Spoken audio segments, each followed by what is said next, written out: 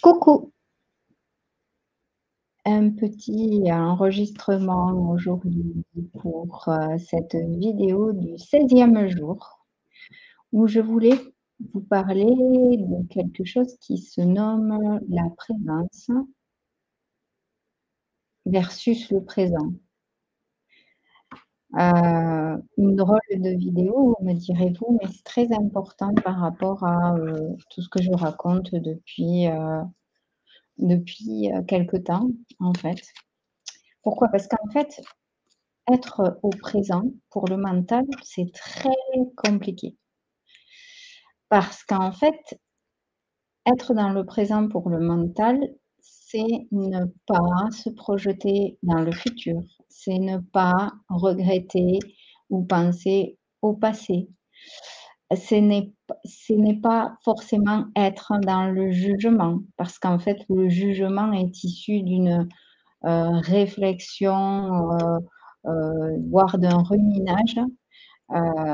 Parce que si on se cantonne au présent, il n'y a plus de jugement, il s'agit de discernement.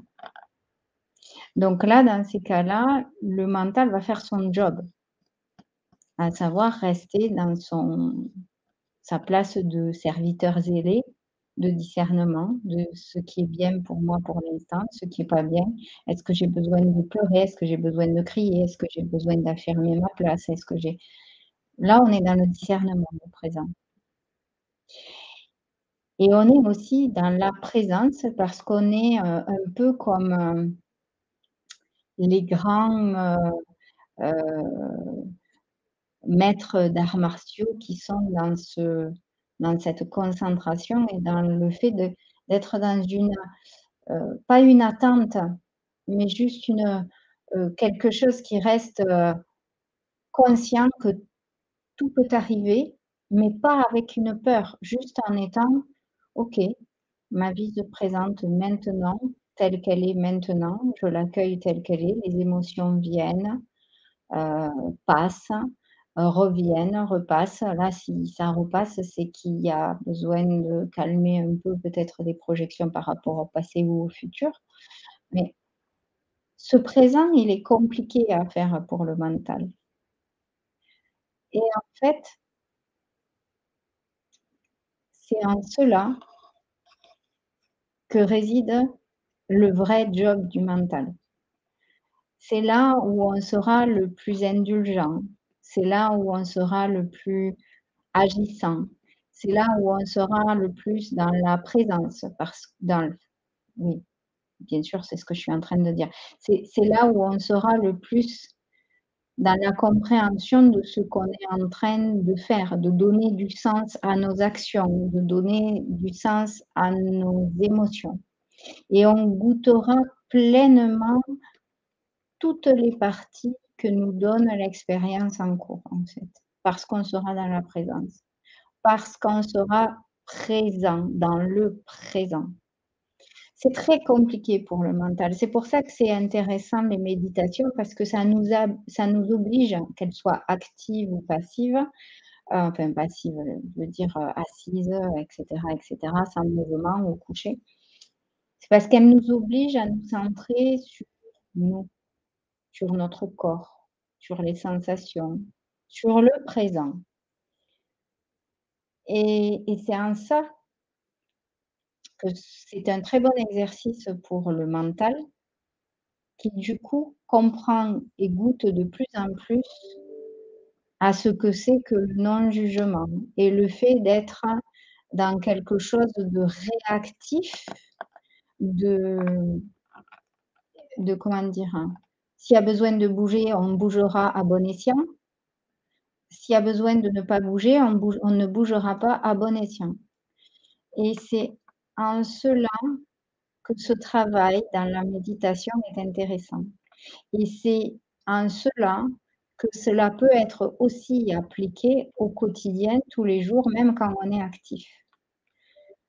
Parce qu'en fait, dans ces cas-là, on est vraiment dans ce fameux discernement. On ne se projette pas trop loin, on ne rumine pas trop loin, ni dans le passé, ni dans le futur et le fait de rester là-dedans, on enlève énormément de tout ce qui est parasitant, donc les attachements affectifs, les attachements à une reconnaissance, les besoins, le fait de faire quelque chose pour recevoir quelque chose, le fait de faire quelque chose parce qu'on reste accroché à quelque chose.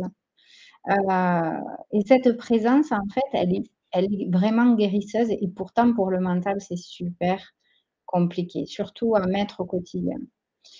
Je sais que, par exemple, pour ma part, le faire le plus souvent possible, c'est compliqué, d'accord? Mais c'est curatif, en fait, parce qu'on va pratiquer dans l'instant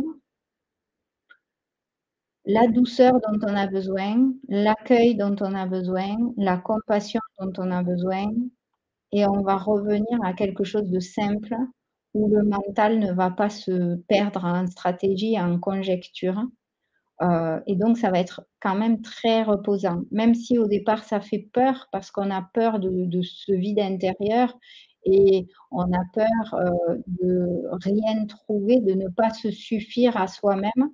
Bah, en fait, il faut quand même y plonger dans ce présent, dans cette présence, justement pour pouvoir mettre en place et pratiquer, cet accueil, c'est-à-dire le féminin dans toute sa fonction et aussi le masculin parce que de par le fait qu'on sera pleinement dans l'accueil, on saura très exactement la situation, jauger la situation et du coup, les actions à mener par le masculin, les décisions à mettre en place avec le masculin seront parfaitement adéquates avec ce qui est. Si on est perdu en conjecture, si on est happé par le futur, par le passé, au niveau du mental, on n'est pas pleinement présent et on a toute une part d'énergie qui va être utilisée, parasitée par autre chose que le fait d'être dans le vrai sens de notre incarnation, en fait. J'espère être claire avec ces mots-là, mais c'est très important de revenir à ce présent. Donc voilà, je vous invite, si vous le souhaitez, à revenir à ce présent, à revenir à ce silence intérieur qui fait vraiment très, très peur, au travers de la présence, au travers d'une méditation, au travers de la pleine conscience, au travers de la respiration, et cetera, et cetera. Remettez-vous au centre et acceptez ce vide intérieur pour comprendre qu'à l'intérieur de ce vide, il y a votre ressource et il y a aussi une purification de tout un tas d'énergies parasitantes qu'on se met et qui ouvre des plaies et qui laisse des plaies ouvertes, prêtes pour, heu, des entités, de la magie noire, ou alors, être happées par des égrégores quelconques, et variés. Voilà. Donc je vous fais un gros bisou pour cette, vidéo du 16e jour et je vous dis à bientôt. Au revoir. Bye bye.